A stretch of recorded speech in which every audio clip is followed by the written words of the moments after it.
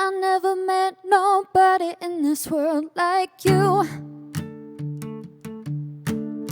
You came around when I had nothing to lose. I turned my head and found your eyes on me. Looked back, smiled at your face, gave you a warning.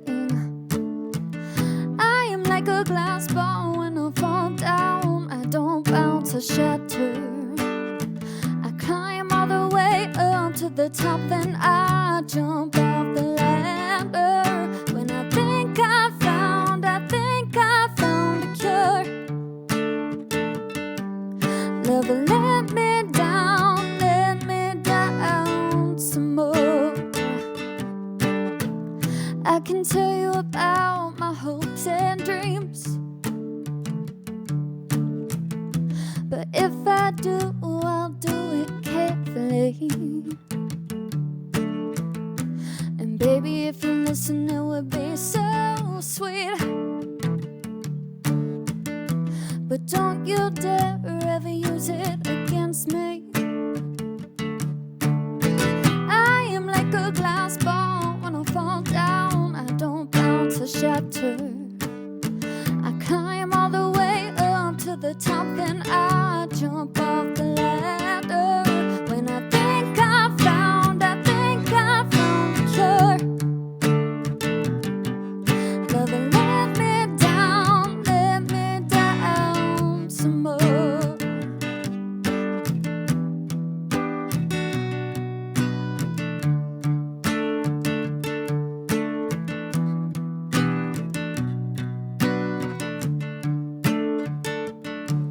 If you grab my hand, hold it tight, I'll feel safe tonight. But I'm so scared you let it go, and I'll be alone. And I'm so scared you let it go, and I'll be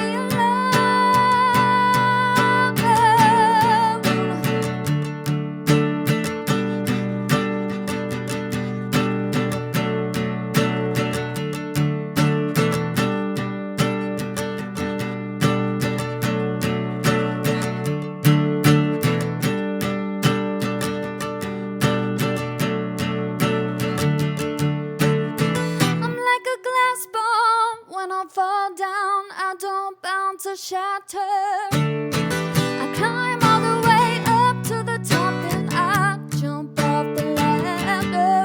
When I think I found a cure. Never let me down some more.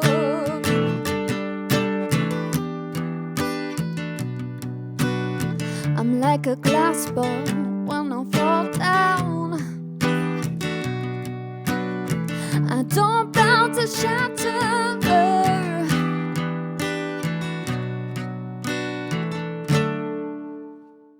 Hey everybody, I got James Kennedy here. He is the facilitator of Gulf Coast Swamp Hippies. James, so glad you're here. What in the world is Gulf Coast Swamp Hippies? Gulf Coast Swamp Hippies, we started it as we were looking for something the family could do together. And music is something that we do together. Kids are involved, wife's involved. and we wanted to do something to help promote the local live music scene all around the Gulf Coast. We're from Florida and Georgia, and so we kind of far-reaching, but just to support the local live music scene and do everything we can to promote that, and give our energy to the people that need help in their rise. When I hear swamp hippie, it comes to mind. I see belly dancers and alligators. Those are the images that pop into my mind. I imagine an event, a show in the bayou, and there's belly dancers, maybe some fire twirlers. Sounds like a plan for the next show. Is that how your shows go? You got no, belly not dancers? at all. We do when we do shows. We definitely try to have vendors and live performers, live painters. Try to bring all that kind of festival scene to a local live venue for a night. You asked me about swamp hippies. The way I can't explain it to most people is, I grew up in South Georgia in the swamp. I want to love you. I want to hug you, but we can roll around the rocks if we need to. I love everybody, but don't let people take advantage of that kindness for a weakness. Don't let James put you in a headlock in the pool, because he's going to bring you under and you're not going to be able to get up. You did a show back in March at the Juke Joint. You said that was called the Medicine Show. Medicine Show.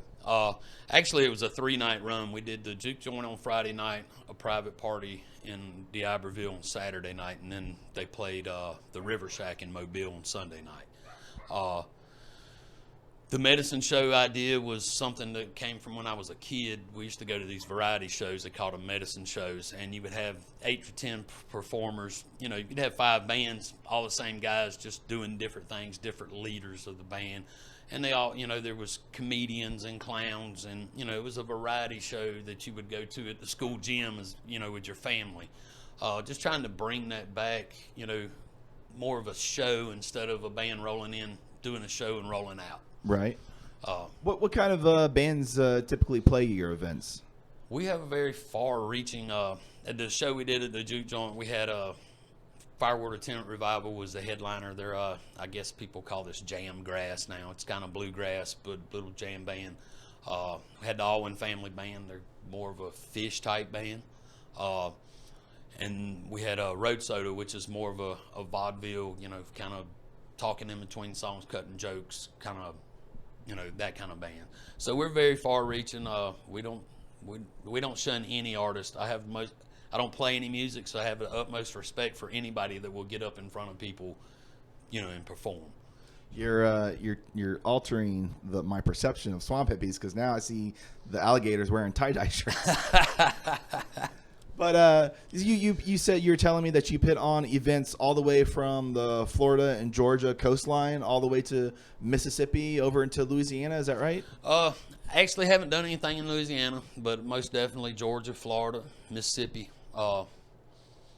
Done some shows. Well, I did a show a couple of weeks ago at the People's Listening Room in Mobile on a Sunday night. So, yeah, definitely most of the Gulf Coast. I was going to ask you, the logistics of working that out. So because you're from the coast, you're from here, but putting on these shows over in Georgia and Florida and coordinating these bands to come together in another town. And I take it there's probably like a middleman, a promoter somewhere to get people to come.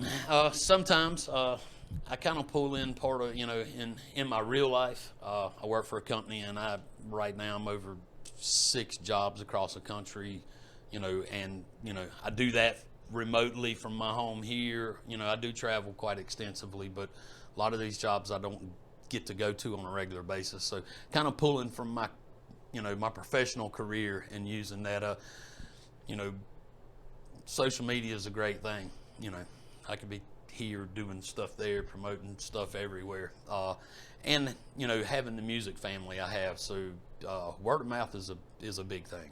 I was going to ask you about the family aspect of it. Is it just you coordinating everything, or do you have like a crew of people that come together to help put the events on? I have people that help once the event, but as far as putting it together, booking the bands, I do all that myself. So you do you typically use like the same bands over and over? Do you like try to find new bands from those areas? Actually, to this point, I don't think I've used the same band twice. Oh, wow. And not because I don't still help those bands and push those bands in their regional areas. I just don't want it to stagnate. Right. Yeah, you're always on the look for like a new up and coming. That's awesome, man. When is the next Swamp Hippie event going to happen? We don't have anything definite yet. We're looking at sometime during the holidays when people are here, people are home, sometime between Thanksgiving and New Year's. Won't be a big event, probably a one-night thing. Definitely after it cools off. Are you looking at like doing it like 2 or 3 times a year, or is it a quarterly? We try to. I would love to do it more often, but it's been a couple of times a year, and that's a lot because, like I say, I have a full-time job that this is a hobby. All right, so everybody, you heard it here first. At the next Swamp Hippie events, when you see the shirts for the Has Belly Dancers and alligators and tie-dye shirts, that was my idea. James, thank you so much for coming on Red Radio. Can't wait to hear about the next Swamp Hippie event. Thank you.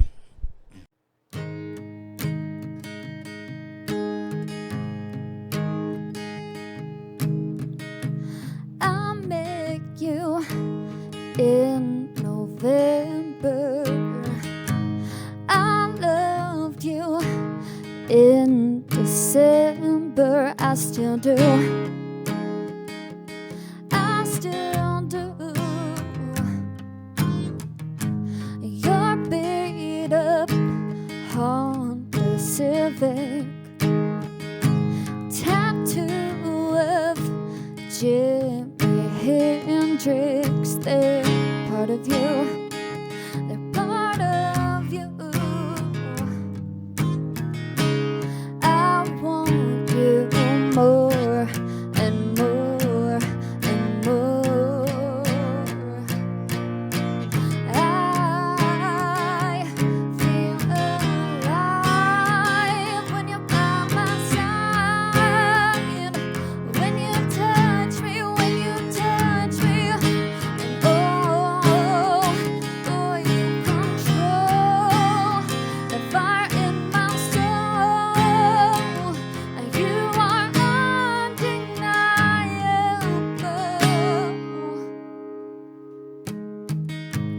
I'm being so dramatic, but you're my drug.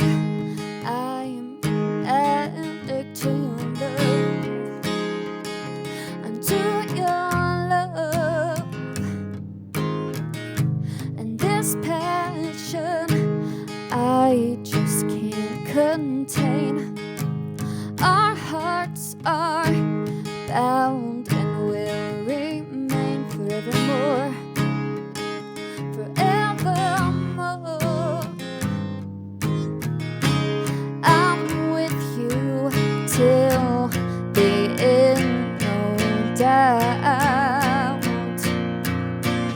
I feel alive when you're by my side. When you touch me, when you touch me.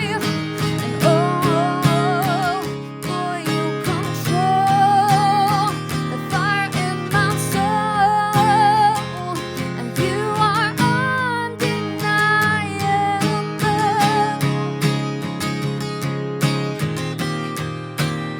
You're undeniable.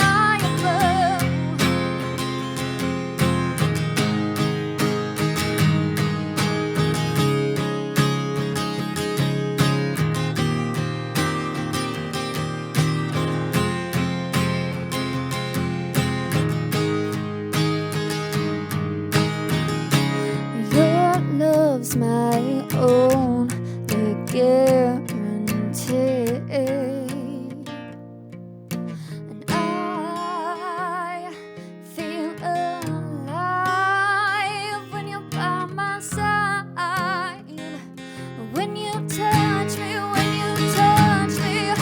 And oh, you control the fire in my soul. You are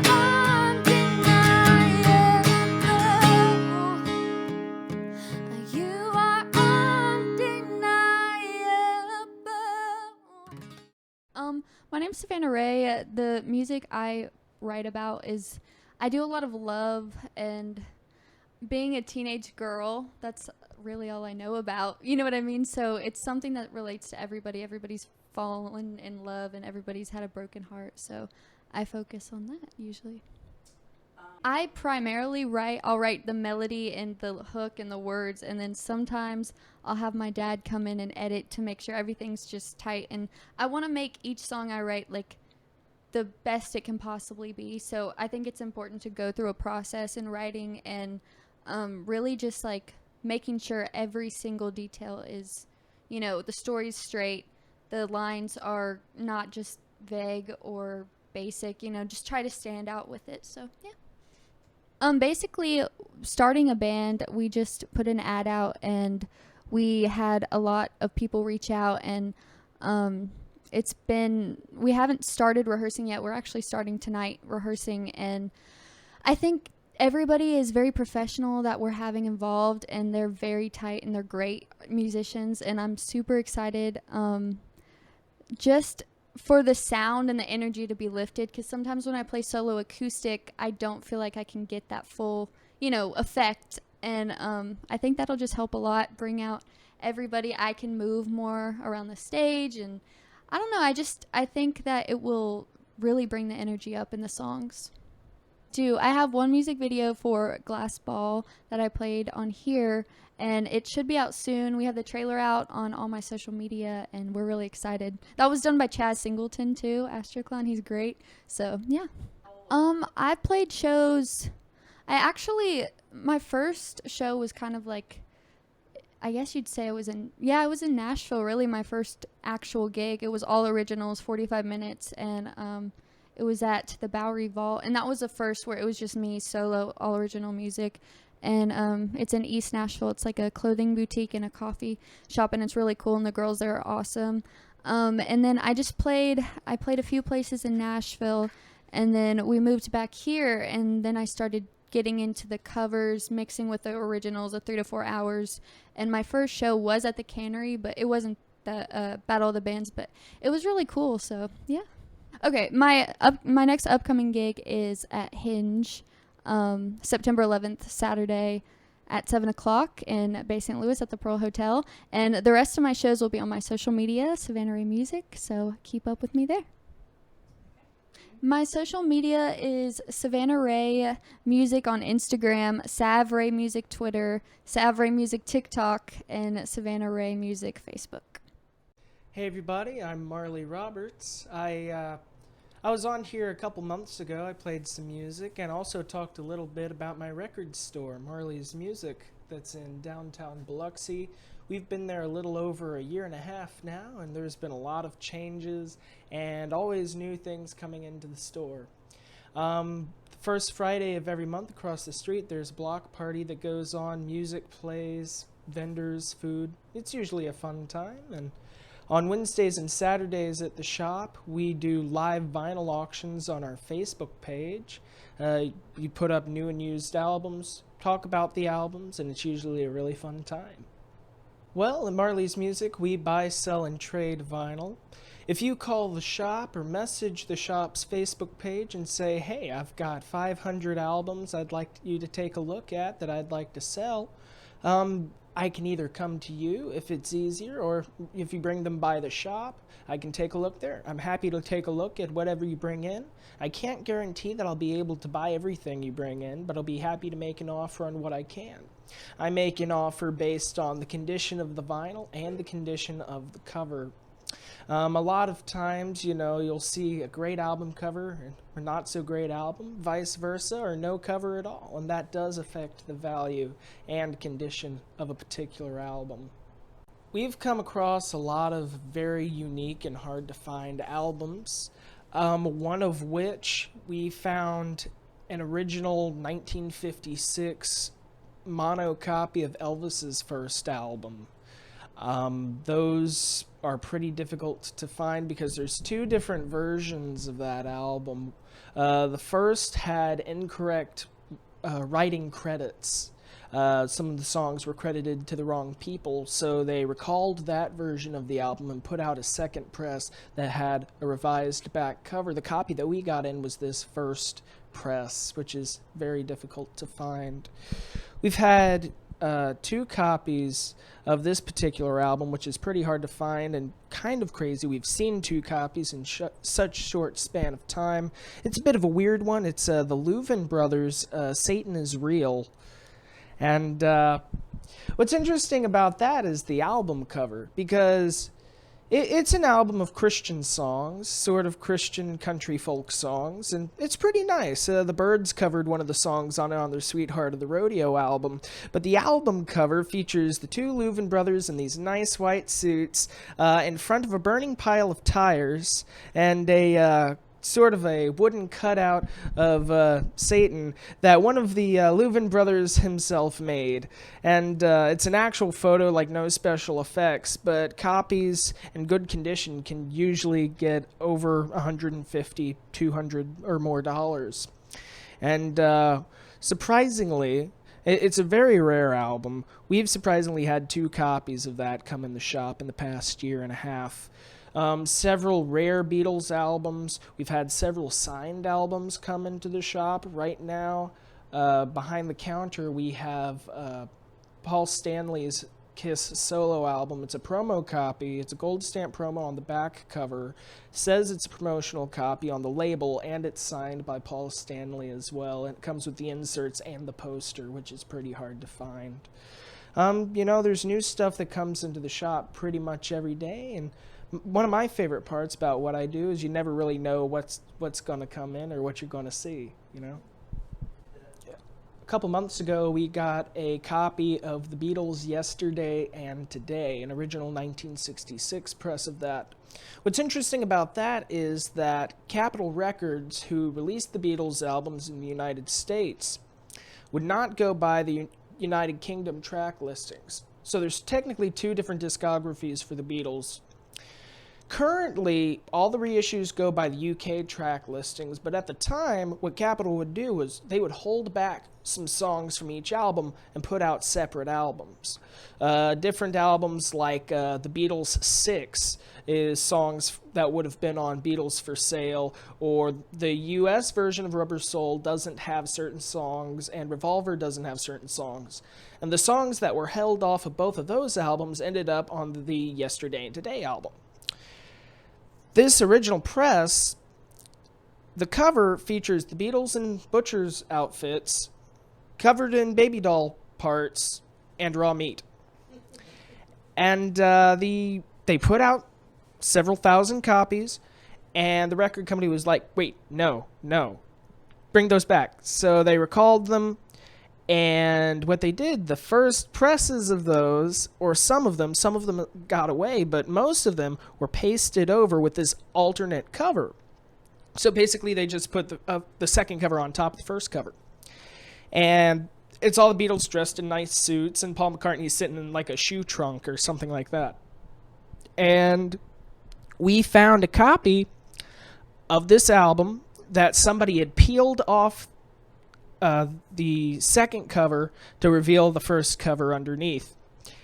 Now, the problem was, at the time, people didn't know how to properly remove the peel, so a lot of the copies that you see are going to have like residue or a lot of glue or just really bad tears. This one was extremely clean, and I want to say I've only ever seen 3 copies of it, and this is the only full peeled one that I've seen. And yeah, it was really cool. And a lot of the times, one of my favorite things about what I do is I have access to albums that normally I wouldn't, Like if I wasn't doing what I do with the shop, I wouldn't have the opportunity to see this particular album or several other albums, I've gone to storage units, I've gone to basements, attics, garages, and you don't know what you're going to find, and you find this album in the middle of nowhere, and you wonder how it got there, Something that just sort of stands out. one of the coolest things that I've found recently, the Big Bopper was a singer from the late 50s. He had a couple big hits, and he died on the same plane crash as Buddy Holly and Richie Valens. He only released one album, and I found a promo copy with a white label of that album in the middle of just countryside, you know? And so that album's worth about $300 to $500, you know? So somewhere in that range. And it's like, that's why I get excited when somebody messages the shop, hey, I've got some albums, you know. Sometimes there isn't anything there, you know. Like, thank you for bringing these by, but I am going to pass on these. Either the condition wasn't there or it wasn't something that people were really looking for. And then other times, you know, just a bunch of great stuff comes in, you know, and you never really know, and we're always on the lookout for that, you know.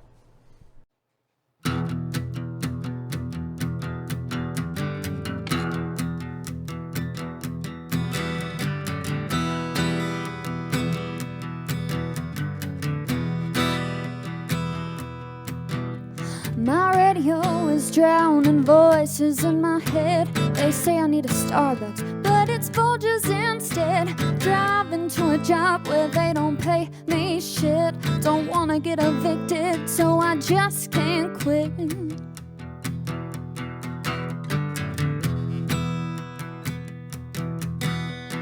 Can't go on a date, cause I might get knocked up. The way that things are going, it'd be just my luck. Ain't got no insurance for my birth control. Being a woman in the city is taking its toll.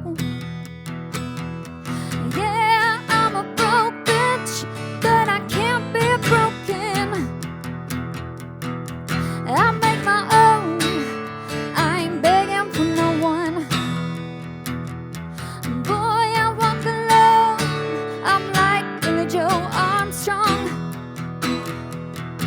I'll never get rich, I'm a broke bitch.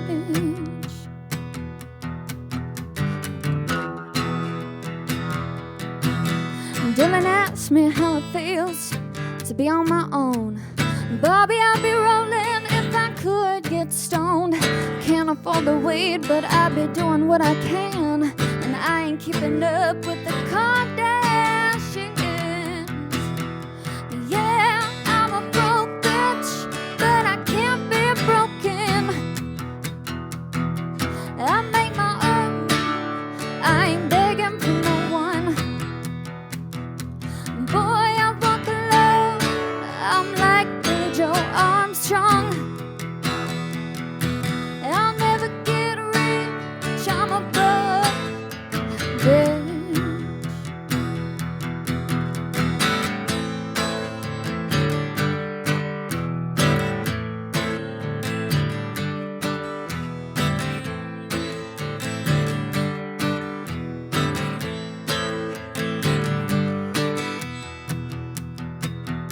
Yeah, I'm a broke bitch, but I ain't broken.